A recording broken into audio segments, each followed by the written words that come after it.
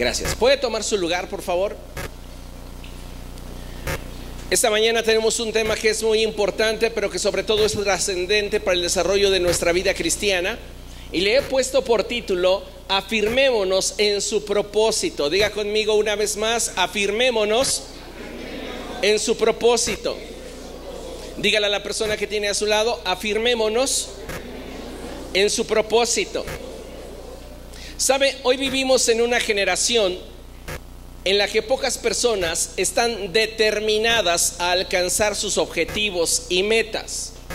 La gran mayoría de las personas viven a expensas de terceros o de oportunidades que de forma circunstancial aparezcan en su vida, y no por ello garantizan el comprometerse con las mismas de tal forma de que estas oportunidades puedan ser aprovechadas. Lamentablemente, esta forma de pensamiento nos limita como sociedad, y es que considero que lo que en muchos casos falta son convicciones que nos hagan afirmarnos en aquello que queremos alcanzar. Todos tenemos sueños, todos llegamos a tener metas, todos llegamos a tener anhelos, pero ¿cuántos de esos sueños, anhelos y metas se concretan? La gran mayoría de ellos se quedan en el área de la imaginación, en el área del deseo, del anhelo. ¿Por qué? Porque considero que si algo nos está faltando, tiene que ver directamente con las convicciones. No estoy completamente seguro de que realmente anhelo o quiero lo que digo querer. Y a falta de convicciones es que no logramos afirmarnos en el propósito de querer realmente ver concretado lo que decimos anhelar. Cuando una persona está afirmada en un propósito, es porque primeramente está convencido de lo que desea alcanzar, y segundo, sus convicciones respecto de aquello que desea alcanzar son claras, lo cual produce en su corazón determinación. Cuando una persona no está afirmada en el propósito que desea alcanzar, no vas a ver en ella determinación. Al contrario, verás siempre una doble actitud, una persona inconstante. Y lamentablemente esto es lo que está abundando en nuestra sociedad. Yo pienso que la sociedad está creciendo en una actitud, y esa actitud es conformismo e indiferencia. Cada vez pareciera que la gente le da menos valor al futuro con tal de disfrutar un presente superficial. Y eso es lamentable. ¿Por qué? Porque al paso del tiempo me he dado cuenta que las personas aprecian y valoran más una sensación agradable que los mantenga en un mismo lugar que el dar pasos firmes, aunque cada paso duela. ¿Qué prefiere usted? ¿Qué está abrazando usted? ¿Una sensación que lo hace sentir bien, pero que lo mantiene estancado? ¿O está dispuesto y convencido a avanzar en la dirección de aquello que desea, aunque cada paso que dé le cueste? La gente abraza la comodidad. La gente hoy día abraza la superficialidad. ¿Cómo entonces es que una persona va a poder emprender el camino hacia el destino que anhela, aun cuando el transitar por esa vía le resulte doloroso? La respuesta es a través de convicciones que afirmen su corazón hacia aquello que desea alcanzar. Y sabe, pienso que en la iglesia las cosas no son muy diferentes, ya que muchas personas hoy día están viviendo el evangelio sin expectativa y sin darle la profundidad que el ser parte del mismo nos implica. ¿Usted es cristiano, sí o no? ¿Usted le ha entregado su vida a Cristo, sí o no? La pregunta es: ¿cómo está viviendo la relación? ¿Cómo estamos viviendo esa relación con Cristo que presumimos tener? Porque si yo digo tener una relación con Cristo, pero tengo esa relación abandonada a lo que las circunstancias me permitan experimentar con Dios, ¿sabe qué? Dicha relación no existe. Porque si realmente estamos interesados en la relación, vamos a invertirnos en la relación. ¿Y qué es lo que hace que una persona esté dispuesta a invertirse en una relación? Su convicción. El tener claro y bien definido qué es lo que desea obtener de la misma. El problema hoy día con la iglesia es que los creyentes, los seguidores de Jesús, y lo pongo entre comillas, no se están invirtiendo en el reino. ¿Por qué? Porque el reino no les convence, así de simple. Presumimos una relación que no cultivamos. Afirmamos tener una relación en la cual no profundizamos. ¿Qué clase de relación es esa? Creo que como hijos de Dios necesitamos darle a nuestra relación con Dios un mayor nivel de importancia que el que hasta este día le hemos dado. Y yo le invito a que hagamos un examen de conciencia y nos demos cuenta si realmente estamos viviendo la vida cristiana en la dirección y en la profundidad que Dios desea. Porque a veces estamos en la dirección, pero no en la profundidad que Dios quiere.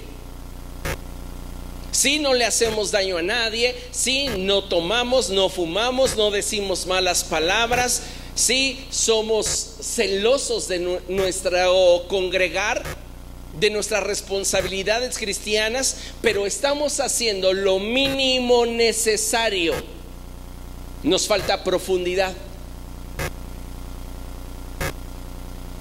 Y sabe, Dios no solamente quiere que estemos en una dirección, sino también quiere profundidad de parte tuya. Consideremos el hecho de que todos al venir a Cristo llegamos a ser hijos de Dios. Y al ser hechos hijos de Dios, somos herederos de Dios. De tal modo que como un buen hijo, mi interés debería enfocarse en añadir grandeza al reino de mi Padre. Y quizá esto pueda sonarle irónico en el sentido en el que tal vez usted se pregunta: ¿y cómo es que yo puedo añadir grandeza al reino de los cielos? Amado hermano, la respuesta radica directamente sobre lo determinado que esté a darle a Dios lo mejor de mi vida en el área donde Él me ha deseado colocar. Entonces surge otra nueva pregunta: ¿qué tan determinado estás para darle a Dios lo mejor de tu vida? Porque si no hay determinación es porque no hay convicción. Y la ausencia de convicciones nos impide afirmarnos en aquello que decimos querer alcanzar. Somos como una nube sin agua, empujada por el viento de un lugar a otro, pero no hay en nosotros esa intención de producir algo que glorifique a Dios, algo que engrandezca el reino de los cielos y que dignifique el título de hijos que llevamos. ¿De qué manera estamos glorificando a Dios en nuestra vida si aquello que hacemos no tiene para nosotros trascendencia? ¿Y por qué digo esto? Porque no estamos realmente dando lo mejor de nosotros. Cuando no das lo mejor de ti en aquello que realizas, implícitamente expresas que lo que haces no tiene la importancia que podrías darle y el valor que podrías darle si realmente ocupara un lugar mayor y de más profundidad en tu corazón. A veces tomamos las cosas de Dios como al ahí se va. Y saben, no está bien. tenemos que darle a las cosas de Dios la seriedad y la profundidad que se requiere. Pero esto no sucederá si usted no está convencido de quién es Dios para usted. Si usted no tiene la convicción de qué es lo que quiere obtener de parte de Dios. Vivir la vida cristiana esperando obtener de Dios sus bendiciones es vivirla de forma equivocada. Si usted es ese creyente promedio que está buscando de Dios porque quiere de sus bendiciones, usted está errando en su búsqueda. Porque a Dios no se le busca por causa de sus bendiciones. A Dios se le busca por causa de quién es Él para nosotros. Sus bendiciones son consecuencia. ¿Comprende? El problema es que muchos de nosotros estamos mirando la mano de Dios en lugar de buscar mirar su rostro. Recuerde la escritura cuando dice que el Señor dio a conocer sus caminos a Moisés y a los hijos de Israel sus obras. ¿Qué vieron los israelitas? Sus obras, su mano. Pero Moisés miró su corazón, miró su rostro. A él le fue revelada la plenitud de Dios por el nivel de relación en el que se encontraban. Si nosotros, amados hermanos, no estamos profundizando en nuestra relación con Cristo, olvídese de que usted pueda tener convicciones para mantenerse en rumbo y en profundidad en los momentos de aflicción. La iglesia no ha atravesado aún por persecución. La iglesia en México, la iglesia en la Ciudad de México. Pero esos días vienen. Y hay cantidad de creyentes que se atreven a decir: yo moriría por Jesús, pero no tienen el valor para vivir para Él.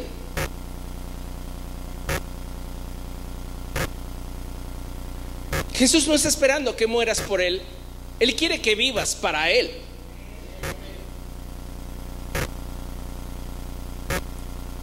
Hoy abundan las personas que prefieren ser importantes a aquellas que anhelan ser útiles. La gran mayoría de las personas no se comprometen con el reino de los cielos, no porque no tengan capacidades o habilidades que pudieran emplear en el engrandecimiento del reino. La razón principal, escuche bien, por qué la gente no se involucra más en las cosas de Dios, es porque no están convencidos de que invertirse a sí mismos en el reino de Dios valga su tiempo, su dinero y su esfuerzo. ¿Por qué? Porque están desestimando cuánto es que vale el reino de los cielos. Yo no puedo decir que valoro una relación si no me invierto en ella. Y esto implica tiempo, dinero y esfuerzo. Nadie es lo suficientemente pobre como para no engrandecer el reino de los cielos a través de sus finanzas. Pero el reino de los cielos no son finanzas solamente. El reino de los cielos implica un compromiso absoluto y necesitamos valorarlo para entonces afirmarnos en nuestra convicción de buscar agradar a Dios con nuestro estilo de vida. Y si esta es una convicción en nosotros, entonces no vamos a reparar en invertir nuestra vida, nuestro tiempo, nuestro esfuerzo, nuestros recursos en las cosas de Dios. Por mucho tiempo se pensó que la única persona responsable de que la iglesia avanzara y de que el reino de Dios alcanzara sus objetivos era el pastor. La gente quiere tener al pastor todo el tiempo con sus rodillas dobladas, intercediendo por el pueblo, y el pueblo banqueteando, jugando, sin realmente comprometerse, sin realmente profundizar en una relación con Dios en la cual podamos expresar con nuestro estilo de vida que estamos realmente afirmados en una convicción, que es la de engrandecer el reino de nuestro Padre. Nos está faltando ese convencimiento de quién es realmente Jesús para nosotros. Y si Jesús es para ti una religión, créeme, no vas a avanzar de dar lo mínimo necesario. No alcanzarás plenitud en esa relación.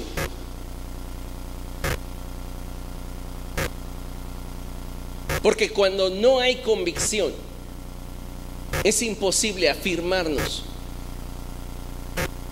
Es imposible profundizar. Y sabes, lo que Dios quiere es que entiendas qué es lo que Él quiere de ti. Y entendiendo esta verdad, tú puedas moverte con libertad en la dirección que corresponde. Consideremos el siguiente pasaje. Apocalipsis capítulo 5, verso 10 dice así: de ellos hiciste un reino, los hiciste sacerdotes al servicio de nuestro Dios, y reinarán sobre la tierra. Este pasaje es sumamente profundo, partiendo del hecho de que me llama la atención que en esta visión que Juan está recibiendo del mensaje profético, la palabra empleada sea hiciste. No dice y los harás, dice los hiciste. Constituiste de estos un reino, los hiciste sacerdotes al servicio de nuestro Dios. Diga conmigo, bíblicamente, tengo un sacerdocio que está enfocado en servir a Dios. Ahora, note lo que dice la escritura: y reinarán sobre la tierra. Lea conmigo: y reinarán sobre la tierra. Esto es algo muy interesante, porque muchas veces, tratándose de un pasaje de Apocalipsis y enfocándonos en que es un mensaje profético, tendemos a tener una visión futurista del mensaje. Bueno, eso será en el futuro, en el milenio, cuando Cristo venga y establezca su reino y desde Jerusalén Él gobierne a la tierra. No. El mensaje profético no está vinculado a un periodo específico de la cronología de la humanidad. El mensaje profético tiene aplicaciones continuas. Por eso es una palabra viva. En este sentido, cuando dice la escritura que estos que han sido constituidos sacerdotes y que están al servicio de nuestro Dios reinarán sobre la tierra, me guía directamente a la expresión dada en los evangelios, en la cual la escritura nos dice que el reino de los cielos se ha acercado a nosotros. En este sentido, recuerde las palabras de los discípulos de Jesús antes de la ascensión. Ellos le preguntaron: ¿restaurarás ahora el reino de Israel? Y Jesús les respondió: no les corresponde a ustedes saber los tiempos ni las formas. Esto es algo que solo el Padre ha determinado en su potestad.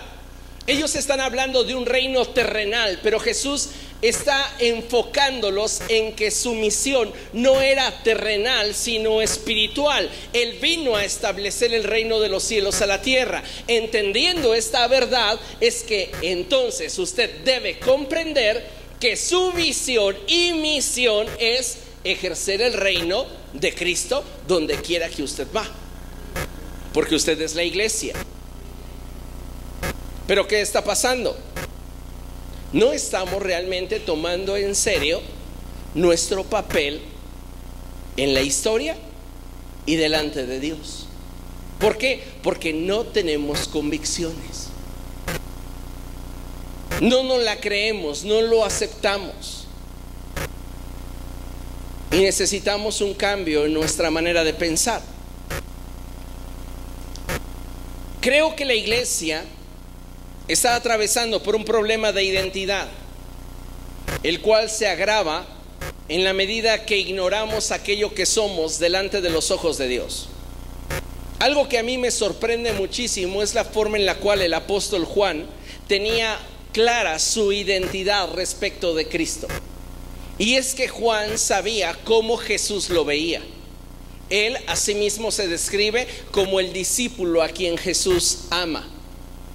Y no solamente esto es interesante, porque cuando tienes convicción y te afirmas en una relación y profundizas en ella, no solamente es tu sentir el que se vuelve relevante, sino que este sentir provoca en la contraparte una respuesta que alimenta el vínculo. En este sentido, no solamente es Juan el que se sabe amado. Jesús, debido a la actitud que Juan tiene por la convicción de saberse amado por Cristo, Jesús sabe que Juan le ama también de forma incondicional. Piensa en este cuadro.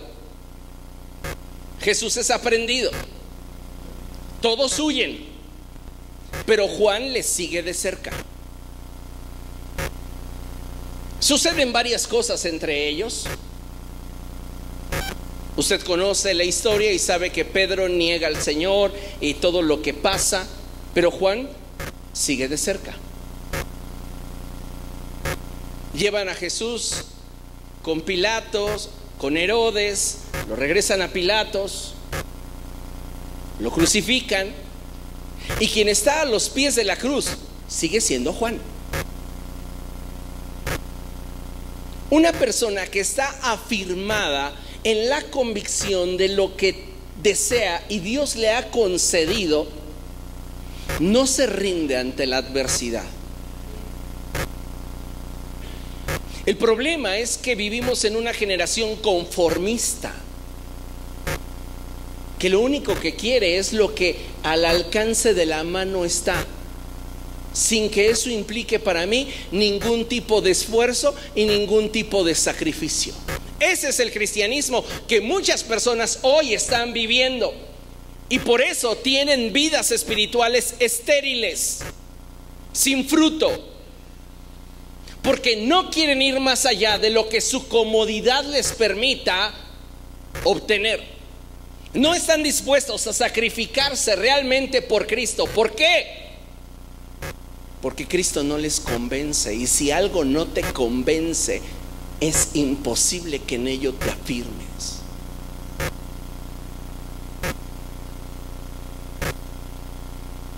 Jesús sabía que Juan se sentía amado, y Jesús sentía que ninguno de los 12 lo amaba como Juan. Jesús está en la cruz.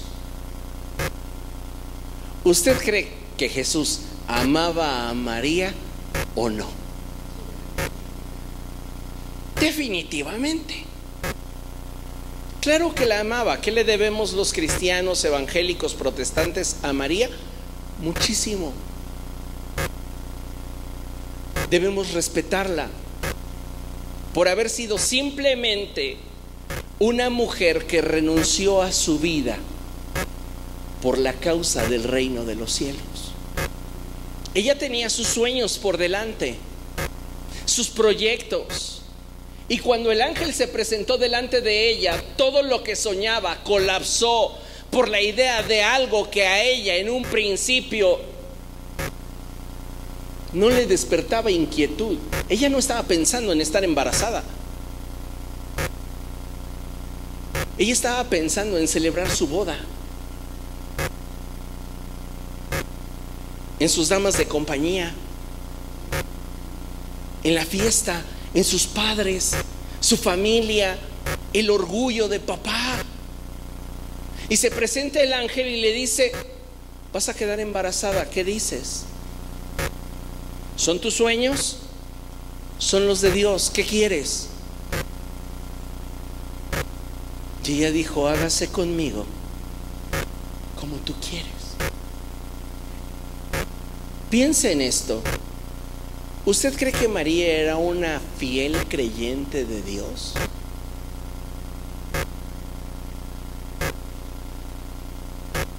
No voy a decirle si creía en Cristo, porque Cristo todavía ni venía.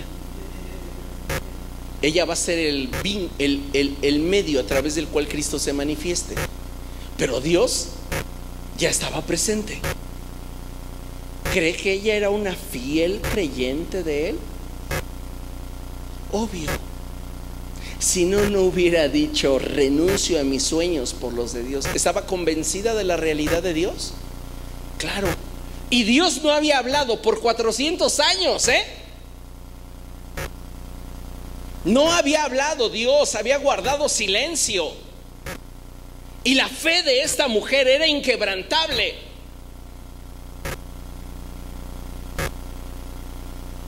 ¿Por qué María puede renunciar a sus sueños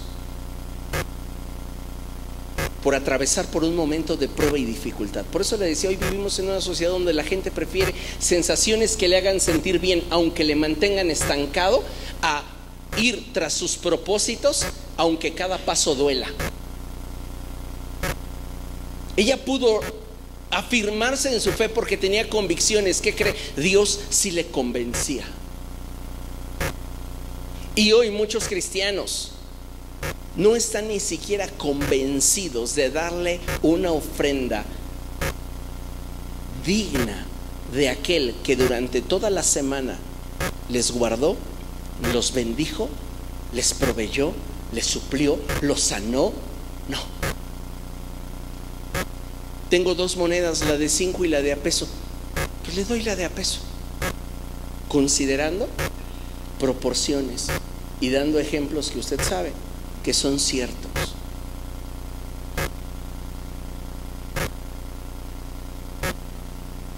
Jesús definitivamente amaba a María. ¿La respetaba? Imagínese. ¿La adoraba? No. ¿La adoraba en el término emocional? Sí. Pero no como si fuera una deidad, como hoy lamentablemente la presentan en la religión popular. ¿La amaba con todo su corazón? Sí. Y ahí está Jesús en la cruz. Y el único que tiene un vínculo que se muestra, está firme, es Juan. Y entonces lo ve y la ve a ella. Y el corazón de Jesús se enternece por su madre. Y no hay nadie a quien le puedas confiar lo más preciado de ti si ese alguien antes no te da muestras de estar afirmado contigo. Entonces Jesús ve a Juan y le dice: hijo, he ahí tu madre. Mujer. No le dice mamá, porque él en la cruz está ejerciendo un sacerdocio. Ya no es el hijo de María, es el hijo de Dios, que está muriendo por nuestros pecados. Por eso le dice mujer, no le dice mamá. Antes le decía mamá, también le solía decir mujer. ¿Se acuerdan cuando en las bodas de Caná María le dice, ya se les acabó el vino? Y él dice, ¿qué quieres conmigo, mujer? No ha llegado mi tiempo. El punto es que le dice a María, no me olvide de ti, y solo te puedo confiar a quien sé que valorará lo que soy y lo que amo por el vínculo que nos une. Y ese es Juan. Ahora, es bien interesante cómo es que Juan tiene una identidad clara respecto de quién es Jesús. Y Jesús tiene claro quién es Juan. No le encarga Jesús a su madre, a ningún seguidor de él, salvo a Juan, ni siquiera a sus hermanos, sino a Juan.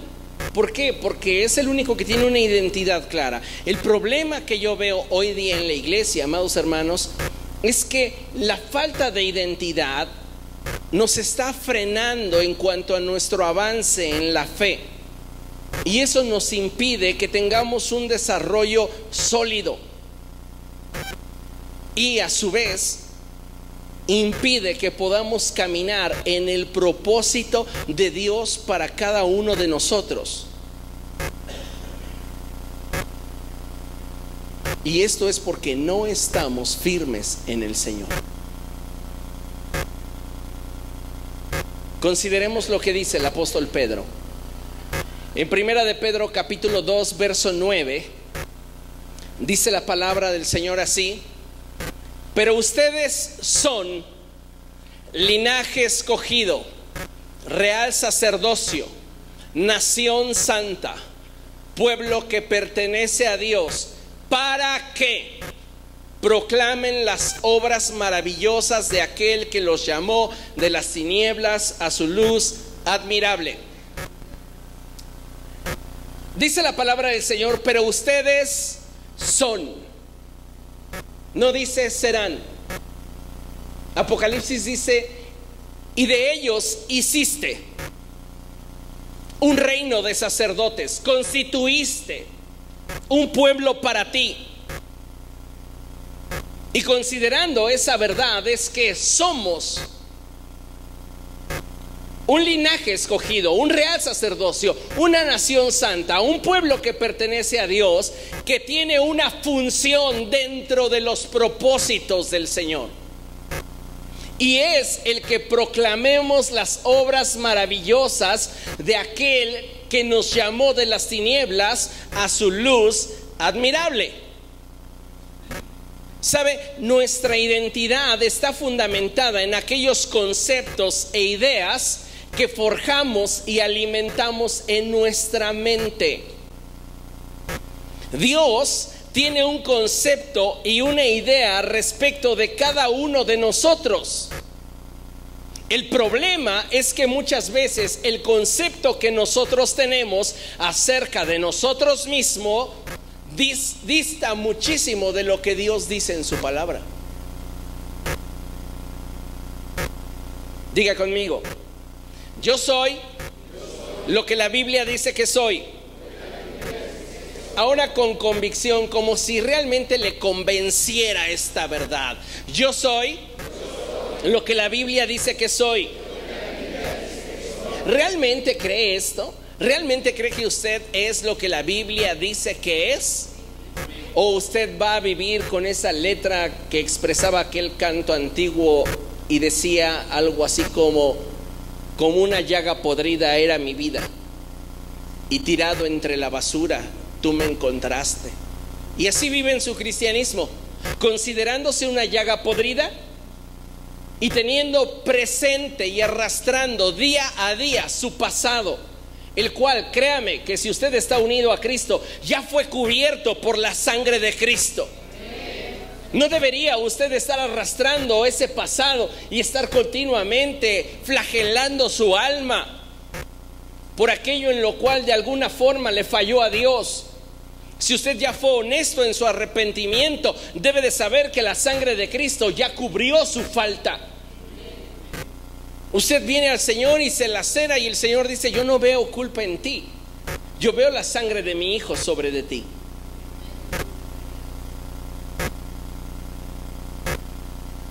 Lamentablemente hoy muchas personas no tienen una identidad clara acerca de lo que en realidad son a los ojos de Dios, y por esta causa es que no viven en plenitud, porque viven con conceptos, con ideas ajenos a lo que realmente Dios dice que eres. Y cuando tú permites que esas ideas estén siendo alimentadas en tu mente, se convierten en fortalezas. ¿Quién le iba a quitar de la mente a Juan que era el discípulo al cual Jesús más amaba? Nadie. Aunque viera que Judas manejaba el dinero, a él no le afectaba. Aunque viera que Jesús pasaba mucho tiempo con Pedro, a él eso no le movía. ¿Por qué? Porque sabía quién era él en el corazón de Jesús. Su identidad estaba firme.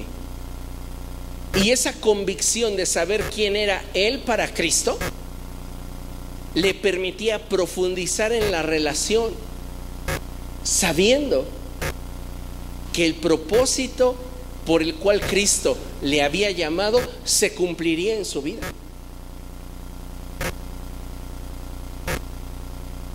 Muchos creyentes hoy día tienen una identidad fluctuante en razón de las circunstancias. Si hoy sí oraste, si hoy ayunaste, si hoy leíste tu Biblia, te sientes digno de su gracia. Hoy soy muy espiritual. Pero si hoy pecaste, tropezaste, fallaste, te sientes como la peor criatura sobre la faz de la tierra. Y ni siquiera te atreves a pedirle perdón a Dios. Mejor que el tiempo me sane. El tiempo solo te va a seguir atando. Ven delante de Dios y presenta tu pecado y pídele perdón.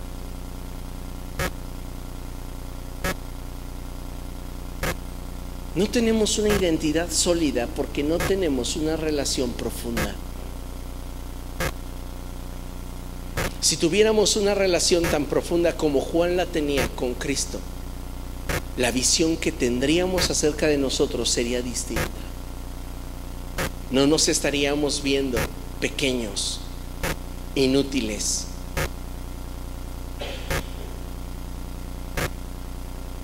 Veríamos realmente desde la perspectiva de Dios.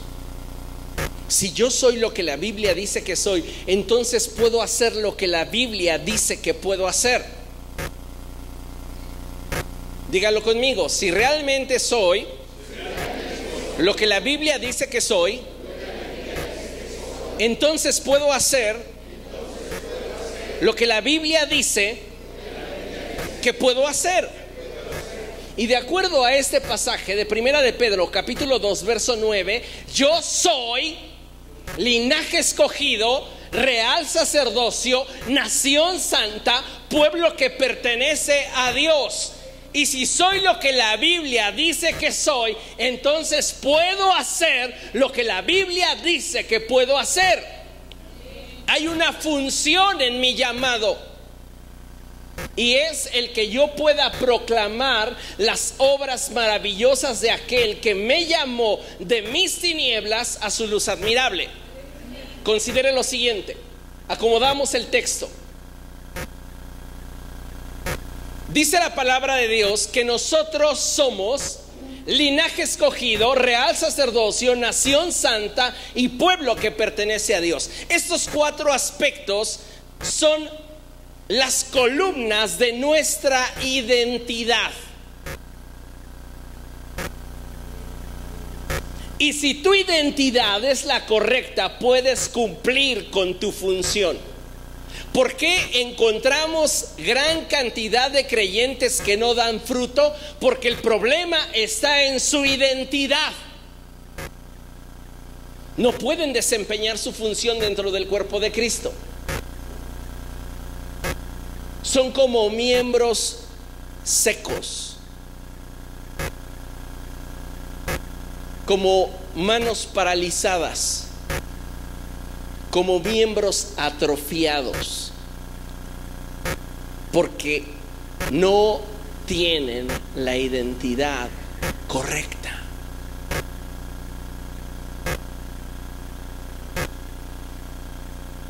Nuestra identidad se alimenta de 4 aspectos importantes que tienen que ver con la forma en la cual nos visualizamos a nosotros mismos. El primer aspecto es que somos linaje escogido. Diga conmigo, linaje escogido. Linaje escogido. ¿Sabe? Dios le escogió a usted con un propósito. No conozco a nadie más intencional que Dios. Y esto me hace entender mejor el pasaje en el cual la Escritura nos muestra que cuando David enfrenta a Goliat, si usted recuerda la historia, David corre al río y allí en el río escoge 5 piedras lisas.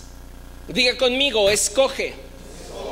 David no agarra las primeras 5 piedras que encuentra a su paso. David sabe que para que una piedra, al ser lanzada por la onda, pueda llegar más rápido y más lejos, requiere tener ciertas características. Las piedras de río, a causa de la corriente del río, tienen una forma lisa, aerodinámica. El problema es que en la medida que una piedra está más lejos de la corriente del río, más asperezas tiene. Mientras más lejos esté usted de la presencia de Dios, más asperezas, más situaciones complicadas en su vida tendrá. Porque solamente al exponerse a la corriente del Espíritu Santo es que se cumple la Escritura que dice: bájese todo monte y collado, y lo torcido se enderece, y lo áspero se allane. Solo hasta que usted esté inmerso en la presencia de Dios es que Él hace que esas particularidades de su naturaleza sean perfeccionadas. Entonces David corre al río y escoge. Encontró tal vez 30, 40 piedras, pero elige las que están de acuerdo con su propósito. Cuando la Biblia dice que Dios le ve como un linaje escogido, implica el hecho que dentro de muchos que podrían estar aquí, que podrían hoy ser salvos, le eligió a usted. Así que es especial, porque no solamente le escogió, le dignificó.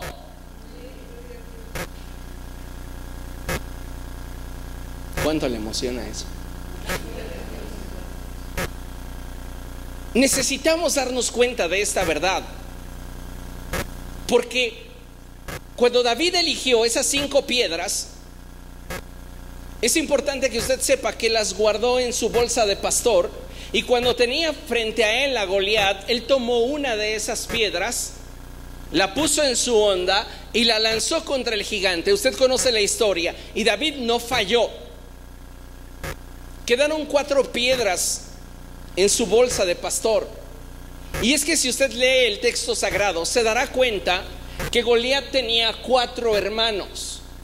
Y Goliat eran 5. Proféticamente siempre encontrarás en la presencia de Dios todo lo que necesitas para vencer toda adversidad que pudiera presentarse en tu vida. Pero debes de saber que si hoy estás en el camino de Dios es porque Él te escogió.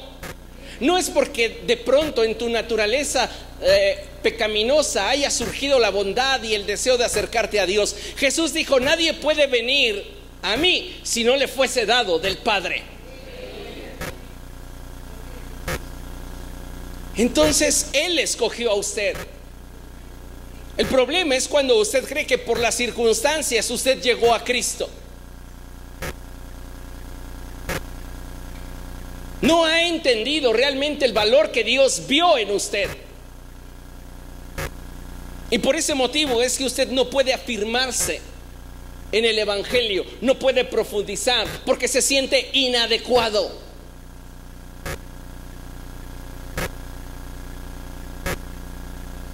Él escogió, tal vez aún nota muchas asperezas. ¿Cuál es la solución a ello? Profundice en su relación con el Espíritu. El positivismo no nos va a ayudar mucho, el humanismo tampoco el vivir reprimiéndonos. Lo único que puede cambiar nuestra naturaleza es el estar en la presencia de Dios. La segunda cosa que debe de considerar es que la palabra de Dios nos describe como un real sacerdocio. Y aquí hay una aplicación que quisiera expresarle sin violentar al texto. Y para ello me voy a basar en aquella expresión en la Escritura cuando dice que la ley vino por medio de Moisés, mas la gracia y la verdad por medio de Jesucristo. La palabra de Dios expresa en el libro de Hebreos que la ley y todos los mandamientos que en ella están, así como el sacerdocio que durante la ley de Moisés se ejerció, que es el sacerdocio aarónico, son la sombra de lo que habría de manifestarse en Cristo Jesús. En otras palabras, la ley y los profetas son la sombra, mientras que Cristo es la realidad de las cosas. Por este motivo es que hoy día es erróneo llamar a aquellos que están ejerciendo el sacerdocio levitas. Ya no hay levitas dentro de las iglesias. ¿Por qué? Porque el sacerdocio cambió. Jesús no es un sacerdote según el orden aarónico. Aarón y sus descendientes sirviendo a Dios. No. Jesús de hecho no procede de la tribu de Leví. Jesús es de la tribu de Judá. En este sentido, su sacerdocio es diferente. Y si cambia el sacerdocio, cambia la ley. Usted ya se atrasó porque no lee su Biblia, ya se quedó atrás.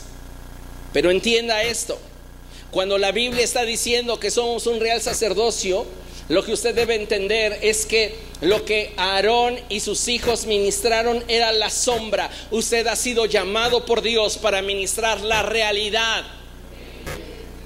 El problema es que no lo valoramos, no lo consideramos como algo cierto. Porque ¿qué cree?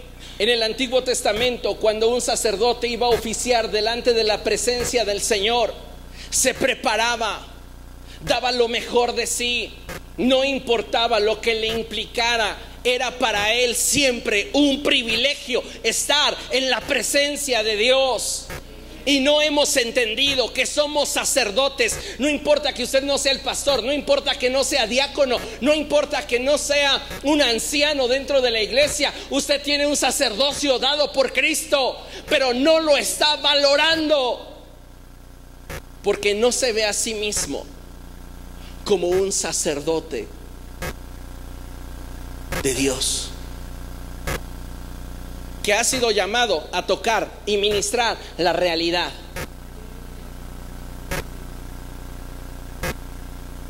Usted está ministrando y tiene la posibilidad de tocar las cosas santas de Dios, pero usted lo toma como si fuera una religión más. Y por eso no hay profundidad, por eso no estamos realmente firmes en Cristo, porque nuestra identidad está dañada.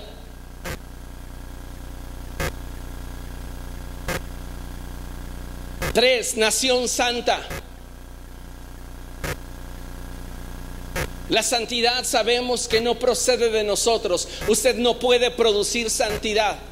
No importa cuánto se reprima, no importa cuánto se castigue, usted no puede ser más santo solo por restringir su conducta.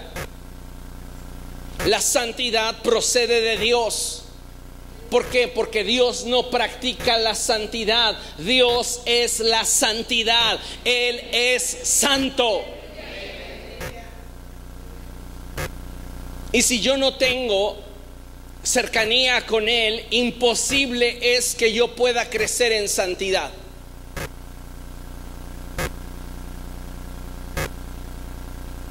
A Pedro le dijeron, este de seguro estaba con Jesús. Le preguntaron a la mujer, ¿cómo lo sabes? Es que habla como Él. De aquello a lo cual te conectas será aquello de lo cual te alimentes. Y mientras más cercano, más fuerte es el vínculo entre dos personas, más transferencia de personalidad existe. De pronto verás que esa persona tiene actitudes, tiene incluso hasta modos semejantes a los tuyos, porque está siendo de influencia en su vida. Su manera de pensar se ve afectada, su manera de vivir se ve transformada por el vínculo.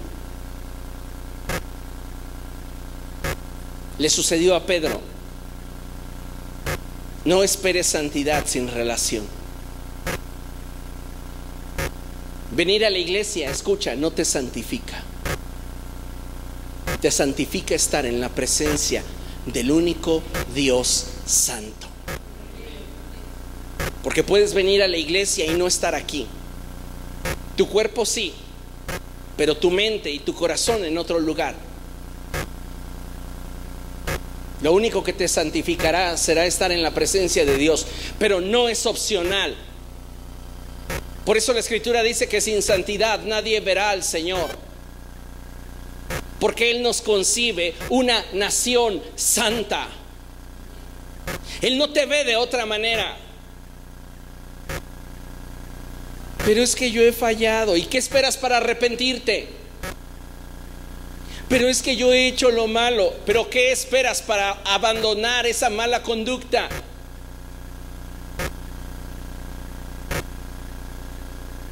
Nos solapamos. Y esto radica en que apreciamos más nuestra debilidad que nuestra identidad.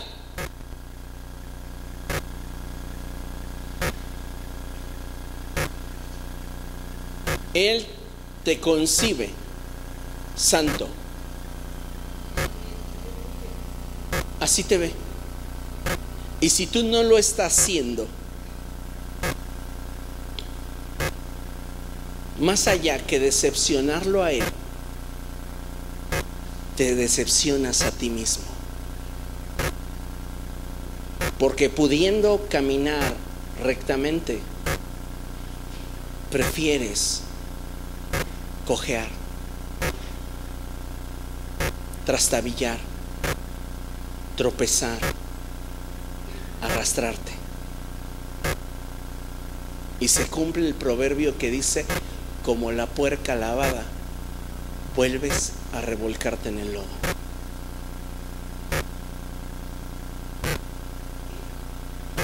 Dios, cuando te ve, no está emitiendo un juicio en contra tuya, porque te mira a través del sacrificio de Jesús. Pero tú eres responsable de lo que hay detrás de lo que Dios ve. Y aunque todas las cosas están desnudas delante de sus ojos, la gracia de Jesucristo sobre tu vida impide que el juicio de Dios te consuma. Pero no debes olvidar que con Dios no se juega. Y tienes que tomar en serio la relación, si lo que quieres es que ésta tenga destino. Y eso te va a implicar muchas cosas en tu vida. Cuando establecemos una relación que a nuestro parecer tiene destino y nos convence sobre de ello, no escatimamos nada.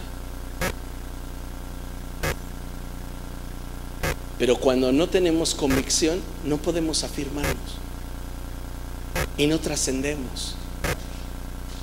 Dios te ve santificado en Él. 4. Dice: pueblo que pertenece a Dios. Esa identidad de pertenencia es sumamente importante cuando hablamos de tener firmeza en una convicción. No te perteneces más a ti mismo, sino que le perteneces a aquel que lo dio todo por ti. Así que no puedes decir que eres libre, porque no lo eres.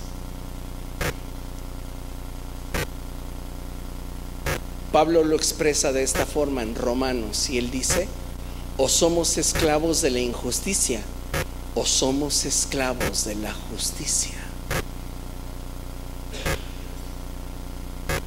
Y si tenemos una relación con Cristo, créame que no somos gente libre. Estamos unidos a Él. Y si queremos cumplir con nuestra función, necesitamos tener una identidad correcta. Y esa identidad estará siendo continuamente alimentada por estas 4 formas de entendernos, de visualizarnos, de vernos delante de Dios. Debes de verte como alguien que fue escogido. Y si algo es escogido, es porque ese algo es especial, es diferente, se le distingue de entre el resto. Debes de saberte privilegiado porque estás tocando las realidades a las que ni Aarón ni el mismo Moisés tuvieron acceso. Cuando David escribió los salmos, el Espíritu venía sobre de él de forma intermitente. Lo ungía, lo inspiraba, y el Espíritu se apartaba de él porque no vivía en David. Pero a todos los que estamos en Cristo, la palabra de Dios dice que al unirnos al Señor nos hacemos uno con Él en espíritu, y que somos templo del Espíritu Santo. Entonces debes de saber que estás tocando las realidades de la divinidad, y que por eso debes de saberte santo para Dios, apartado para Él, consagrado para Él, lo que hará que tu sentido de pertenencia se afirme y no tengas necesidad de estar coqueteando con el mundo.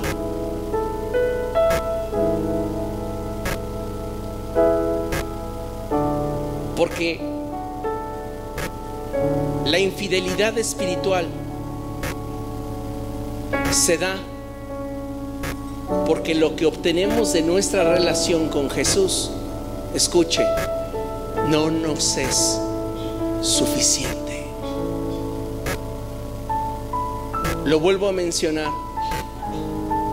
Nuestra infidelidad espiritual se da porque lo que obtenemos de nuestra relación con Jesús no nos es suficiente.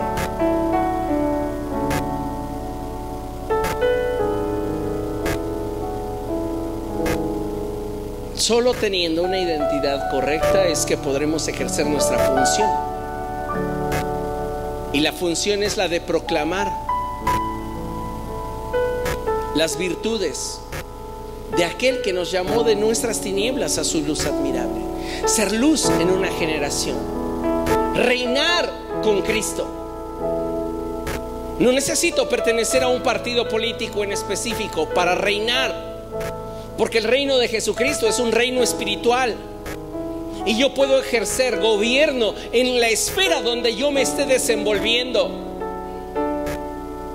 No puedo decir que estoy reinando con Cristo si no estoy ejerciendo gobierno. Y no podré ejercer gobierno si no tengo una identidad clara y no estoy afirmado en el Señor.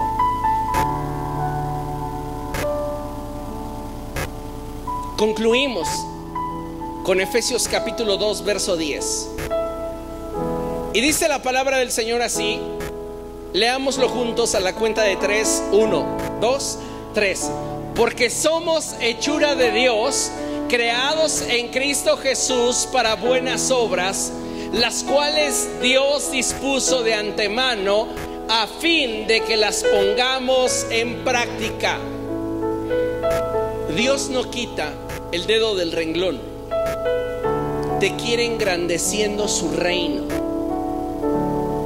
pero para eso necesitas entender tu identidad. Fuiste creado en Cristo Jesús para cumplir con un propósito. Por eso necesitas afirmarte en el Señor, afirmarte en su propósito. Pero no pasará si antes no tenemos convicción, si no me convence. Si yo soy una persona de doble ánimo, habrá días buenos y días en los cuales simplemente ni me acuerde de Jesús. Pero si estoy convencido de quién es Él para mí, le aseguro una cosa: usted no solamente estaría dispuesto a morir por Él, usted cada día estaría dispuesto a vivir para Él.